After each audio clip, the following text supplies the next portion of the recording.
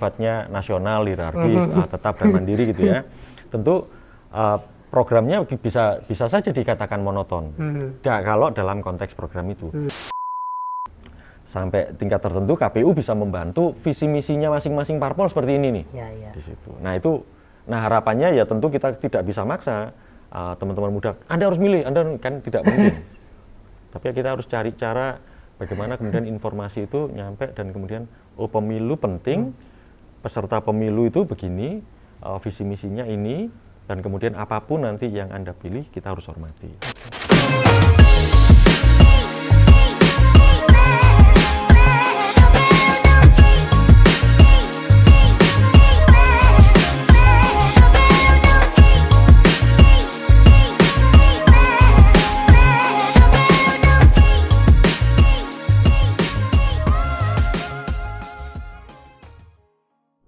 Halo, setelah ketemu lagi di CPWL Talk bersama saya dan Sunardi Panjaitan. Kali ini kita kedatangan tamu yang cukup istimewa, seorang komisioner KPU periode 2022-2027, yaitu ya. Mas Agus Melas. Halo. Selamat datang Mas Agus Melas. Terima kasih Mas Nardi. Ya, Mas Agus,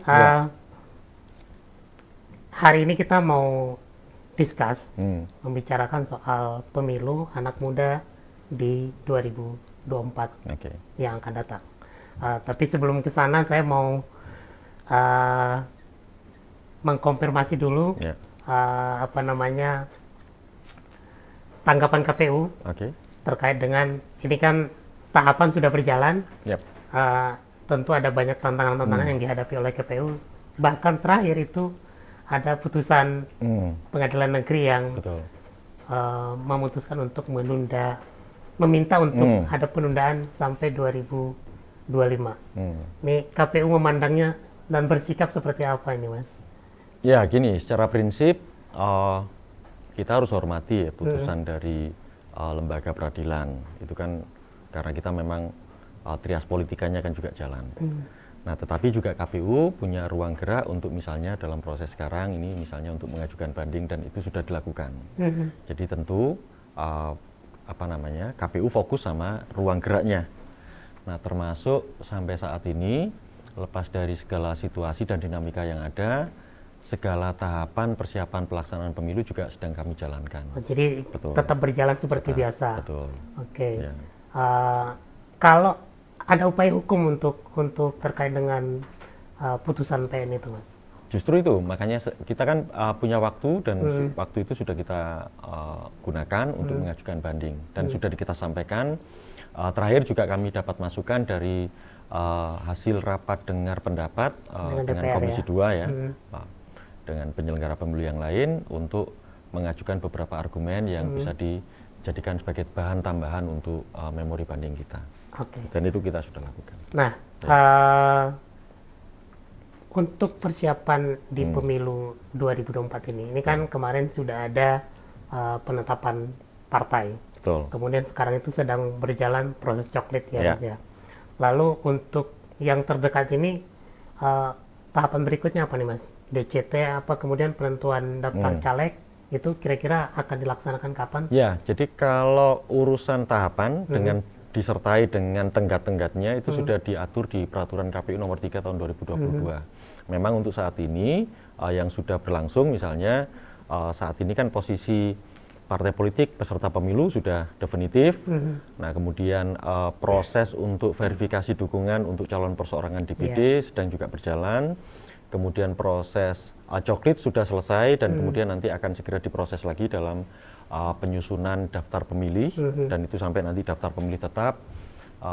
Saat ini di internal sedang dibahas secara mendalam rancangan peraturan KPU untuk pencalonan khususnya DPR, kemudian DPR di provinsi dan DPR di kabupaten kota. Nah, itu dengan beserta segala dinamikanya termasuk nanti peraturan kampanye, rancangan peraturan tentang kampanye pemilu tahun 2024. Itu jadi semua dipastikan sudah berjalan dan kemudian tanggal 14 Februari lalu tahun 2023 1 tahun menjelang hari H gitu, kami juga lakukan kirap pemilu yang dimulai dari 7 titik ya di seluruh Indonesia, mewakili Indonesia itu dari 7 titik, dan nanti berproses berakhir nanti pada bulan November tanggal 25 ya November 2023 kalau nggak salah tanggal 26 atau 25 November itu sekitar 1 atau 2 hari sebelum masa kampanye.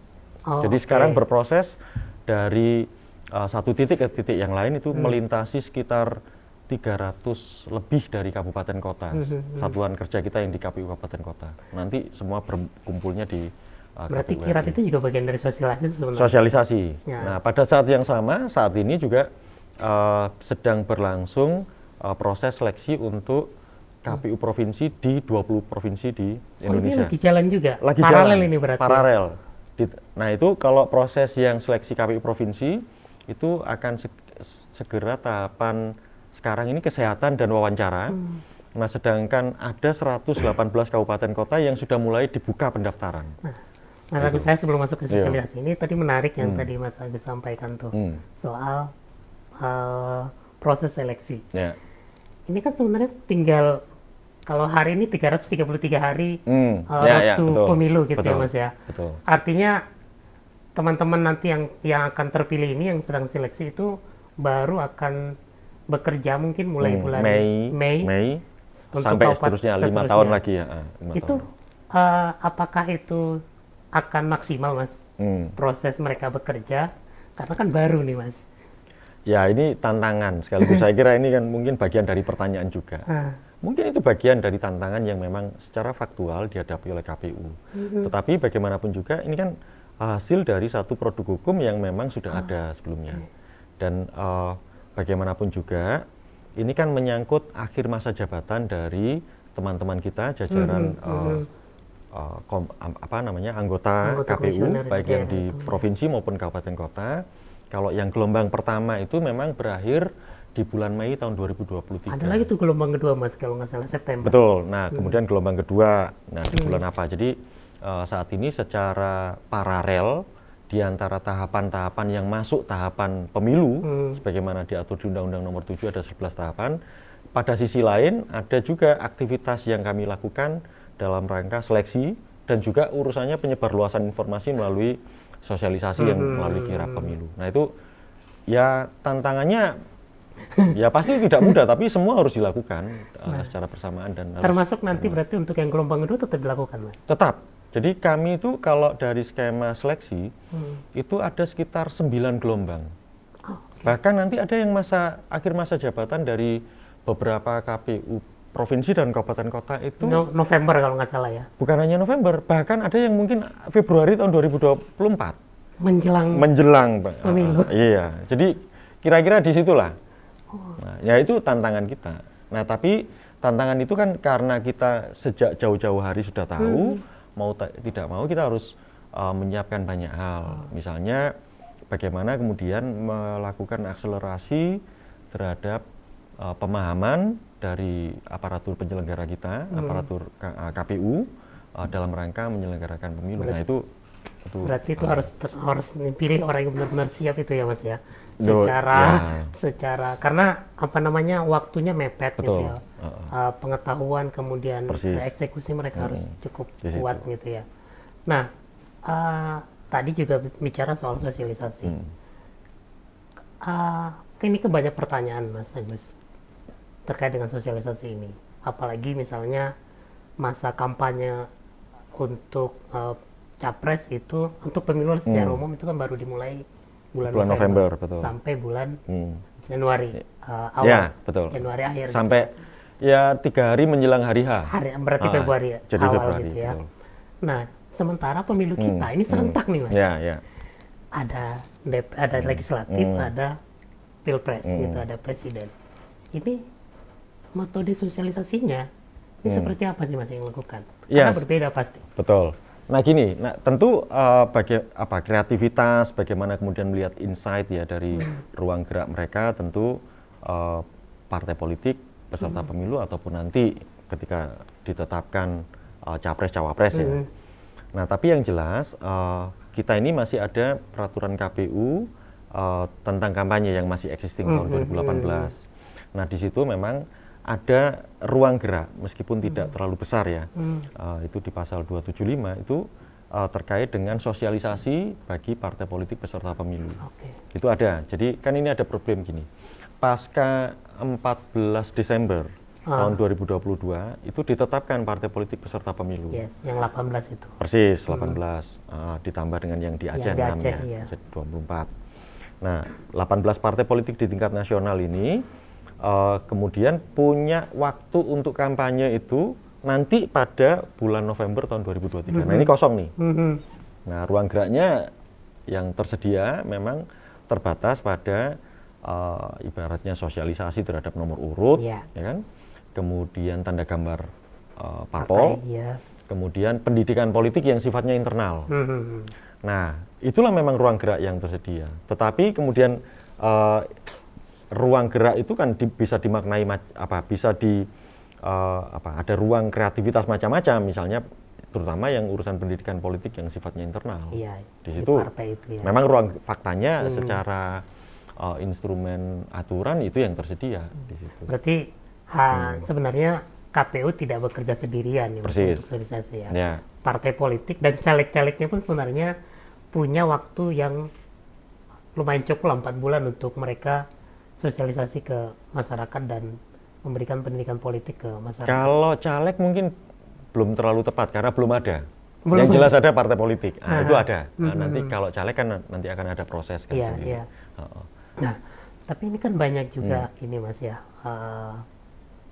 Mungkin masukan atau mungkin kritik karena di pemilu 2004 itu di banyak data yang kita lihat itu 60% pemilih muda dan mungkin hampir setengahnya adalah pemilih yang baru akan memilih di 2024, mungkin 30% gitu ya. Nah, mereka itu kan pemahaman pemilihnya belum terlalu kuat, Mas. Sementara yang kita baca nih yang dilakukan oleh KPU itu datang ke sekolah sosialisasi, artinya saya harus bilang mungkin agak monoton gitu sosialisasinya gitu. Apa tidak ada metode yang secara spesifik untuk nyasar anak-anak muda ini, Mas, untuk mereka ini? Ya, kalau ini khusus yang pemilih pemula ya. Kalau proyeksinya itu khusus pemilih pemula mungkin 500 juta lebih lah. Setengah juta lebih. Yang baru akan memilih pertama kali. Kalau lihat itu. Nah, kalau dari basis data. Nah, sisanya memang mungkin sudah yang periode kedua, tapi masih usia-usia yang produktif ya, sampai usia 40 tahun. Nah, memang dalam konteks program, ruang yang tersedia memang secara, kan ini kami ini kan lembaga yang sifatnya nasional, hierarkis, tetap dan mandiri gitu ya. Tentu programnya bisa saja dikatakan monoton. Kalau dalam konteks program itu. Tetapi begitu masuk ke sekolah-sekolah sebenarnya interaksinya berbeda. Kalau dalam konteks program kelihatannya KPU goes to school misalnya, itu secara nasional mungkin ini. Tapi di sana ada juga peran-peran interaksi kebudayaan segala macam, sebagaimana misalnya sekarang nih proses yang terjadi di kirab pemilu, itu kan juga ternyata di setiap daerah itu kreativitasnya beda-beda. Nah di situ, nah itu, tapi menurut saya juga penting tuh catatan dari Mas Nardi bahwa suka tidak suka kita harus punya juga metode yang nanti sebagai satu simbol itu memperlihatkan bahwa jangkauan terhadap anak-anak muda itu berbeda gitu. Nah itu saya setuju. Nah makanya nanti apakah misalnya tetap kita dalam format misalnya KPU Goes to Kampus misalnya, tetapi dengan variasi-variasi kegiatan yang mungkin berbeda-beda. Ada juga mungkin festival yang harus kita lakukan, atau misalnya program-program yang sifatnya misalnya mencoba untuk menyatukan dengan program nasional, menyelaraskan dengan program nasional, misalnya Merdeka Belajar. Nah itu kan juga ruang-ruang itu juga banyak. Tetapi terutama program-program yang sifatnya ngepop gitu itu perlu tuh dilakukan. Apakah terkait dengan sosialis ini, apakah KPU juga menggandeng kementerian atau lembaga lain, Mas, untuk ikut membantu sosialisasi itu, atau memang hanya bekerja sama dengan partai politik saja atau dengan komunitas-komunitas masyarakat saja misalnya gitu? Ya, kan ini kan harus terorkestrasi nih Mas. Persis. Nah, kan posisinya pemilu sebagai satu event nasional. Yes. Bagaimanapun juga kan gini sekarang. Teman-teman muda itu ada kebutuhan informasi tentang berapa sih parpol yang akan jadi peserta pemilu, yang jadi peserta pemilu. Siapa saja? Nomor urutnya bagaimana? Nah, itu kayaknya belum banyak yang tahu juga tuh. Makanya itu informasi itu kan satu kebutuhan informasi yang mau tidak mau, KPU harus lakukan penyebarluasan informasi. Selain partai politik juga akan lakukan itu. Termasuk pemilu sebagai event nasional, mau tidak mau kementerian lembaga terkait. Misalnya sekarang gini, KPU itu punya maskot, Sura dan Sulu. Yang kemudian oleh beberapa media itu kemudian dibantu untuk menjembatani itu maskot itu masuk. Nah, kemudian kita punya jingle pemilu itu yang coklat lah yang nyanyikan Mbak Gikan. Nah, itu sekarang ini kami sedang jajaki dengan kementerian lembaga itu, misalnya gini, bisa tidak di fasilitas-fasilitas publik itu jingle itu selalu dimunculkan. Termasuk misalnya gini, kalau Garuda itu kita naik penerbangan, bukan nyebut merek ya, tapi misalnya ada Garuda koran-koran di apa di kursinya itu kan kalau kita naik Garuda kan begitu turun pesawat itu lagu tentang wisata Indonesia tuh. Nah, itu bisa nggak dalam momen pemilu tuh masuk jinglenya KPU. Jadi di tempat-tempat yang tempat berkumpulnya publik itu jingle itu masuk. Termasuk nanti baru ke informasi-informasi yang sifatnya strategis nih, misalnya pada tanggal sekian sampai 14 Maret misalnya itu ada proses pencocokan dan penelitian untuk kebutuhan daftar pemilih. Nah, gitu-gitu nanti itu proses-proses yang sedang kami jalankan ya. Termasuk dengan Kementerian Pendidikan dan Kebudayaan lewat sekolah-sekolah. Karena ada nanti kebutuhan misalnya untuk penyelenggara kita yang di tingkat ad hoc, terutama yang di tingkat TPS, bisa nggak anak-anak muda itu mahasiswa-mahasiswa terus kemudian dikompensasi sebagai bagian dari belajar. Nah, itu tentu kan kita harus bicara lebih detail tentang itu. Nah,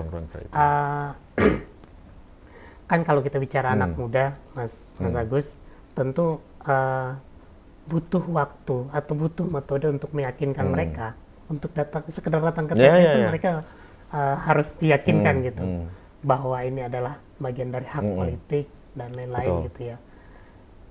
Kira-kira ada metode tersendirikah untuk kemudian teman-teman KPU daerah itu atau mungkin duta-duta pemilih itu melakukan itu, meyakinkan pemuda-pemuda di berbagai wilayah itu di Indonesia untuk yuk kita nanti rame-rame datang ke TPS di pemilu 2024 gitu.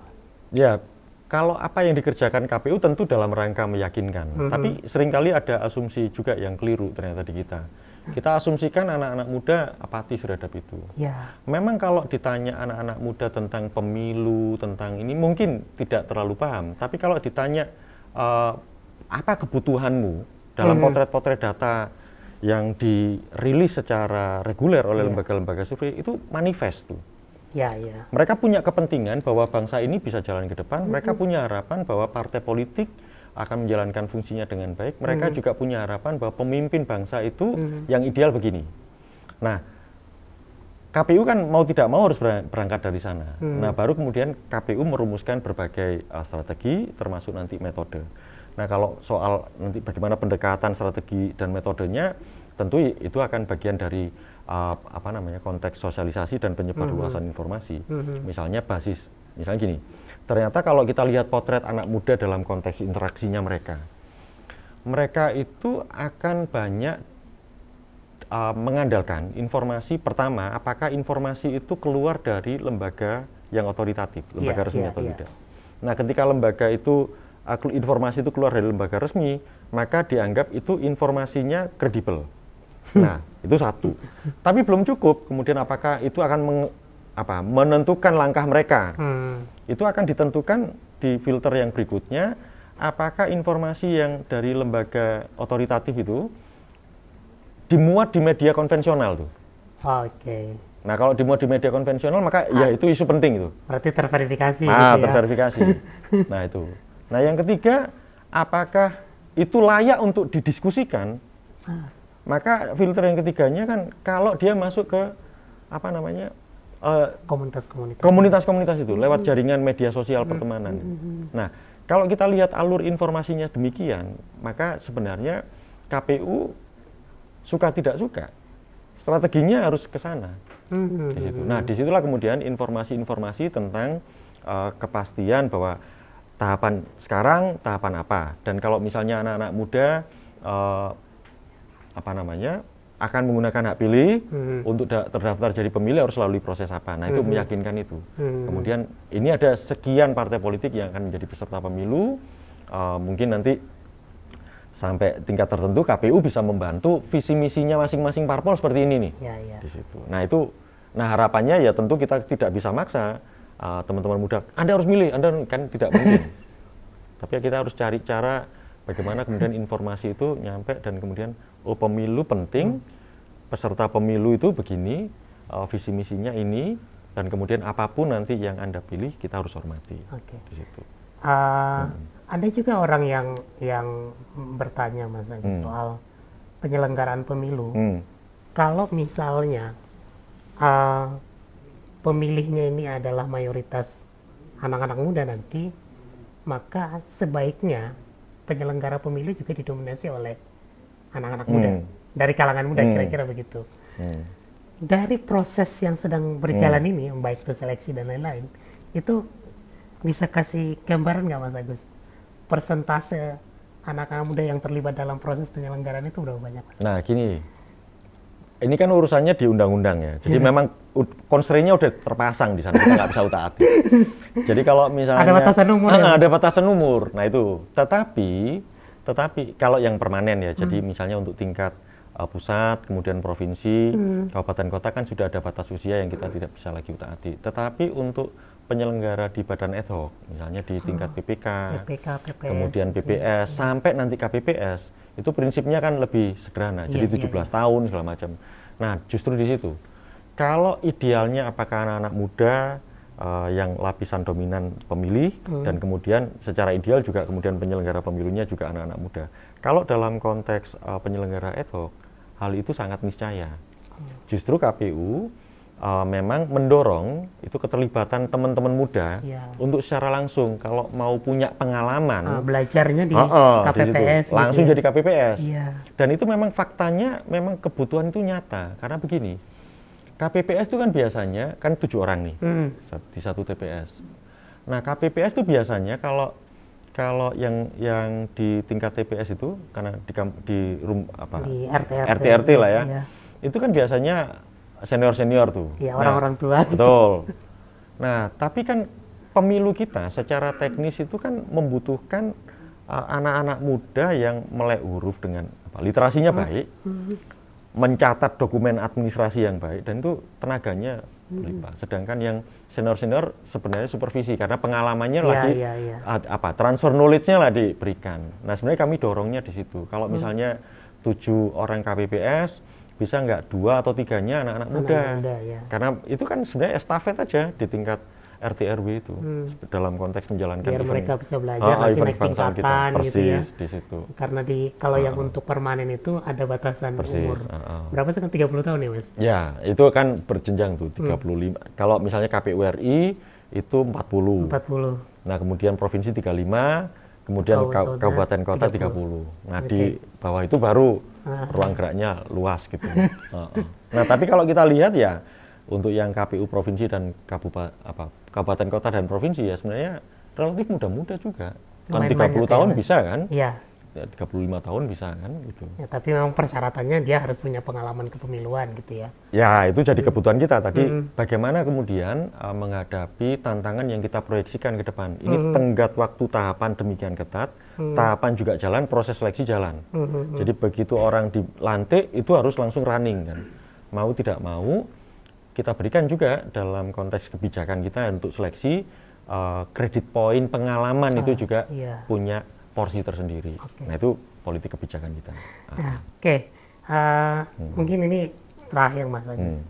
Kan kalau belajar dari 2019, kita mungkin bisa menyebut itu salah satu pemilu yang paling banyak memakan korban jiwa. Hampir 300 orang gitu ya Mas Agus ya. Nah, teman-teman di KPU untuk persiapan di pemilu 2024 mengantisipasi hal-hal terburuk itu, apa yang akan dilakukan, Mas? Ya, jadi kalau misalnya belajar dari pengalaman 2019, tentu itu jadi bagian dari hal-hal yang harus kami mitigasi dengan baik. Misalnya, kalau di 2019 itu, kalau berdasarkan data, kan yang dalam tanda kutip jadi korban ya, itu kan faktor usia, kemudian faktor komorbid, kemudian mungkin ditambah dengan beban kerja. Nah di situ, itu jadi kita tidak bisa halangi bahwa kemudian orang ingin mendaftarkan dirinya sebagai petugas penyelenggara pemilu. Nah, tetapi yang kita bisa mitigasi terkait dengan beban.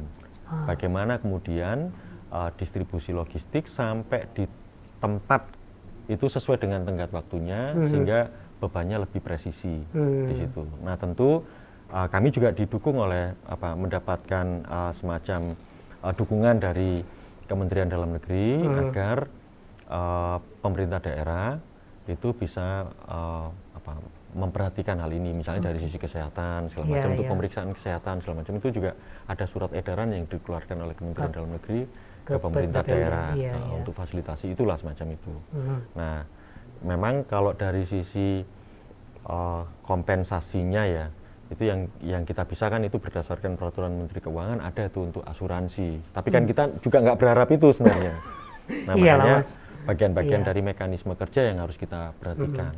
Ya, paling kan tantangannya ini pemilunya agak berat ya, Mas. Persis. Ada pilpres, ada pileg di waktu yang bersamaan gitu. Jadi butuh memang, sekali lagi tadi harapan kita sih banyak justru di tingkat yang teknis-teknis itu, KPPS sampai ke anak-anak muda itu anak-anak muda gitu. Jadi secara fisik mereka lebih prima gitu dibandingkan misalnya yang mohon maaf teman-teman kita yang sudah senior gitu ya. Oke, baik, terima kasih Mas Agus atas waktunya. Sama-sama. Hari ini banyak mendapatkan insight kita tentang persiapan pemilu, terutama terkait dengan bagaimana kita mendorong anak-anak muda terlibat aktif dalam kepemiluan, berpartisipasi mensukseskan pemilu di 2024. Entah itu sebagai penyelenggara pemilu di tingkat KPPS, bahkan yang paling terkecil itu datang ke TPS dan menyalurkan menggunakan hak pilihnya gitu. Oke, kita berharap pemilu 2024 yang akan datang berjalan dengan lancar dan partisipasinya meningkat dibandingkan pemilu 2019 kemarin. Kita sudahi podcast kita hari ini. Terima kasih. Sampai ketemu di CW Talk berikutnya.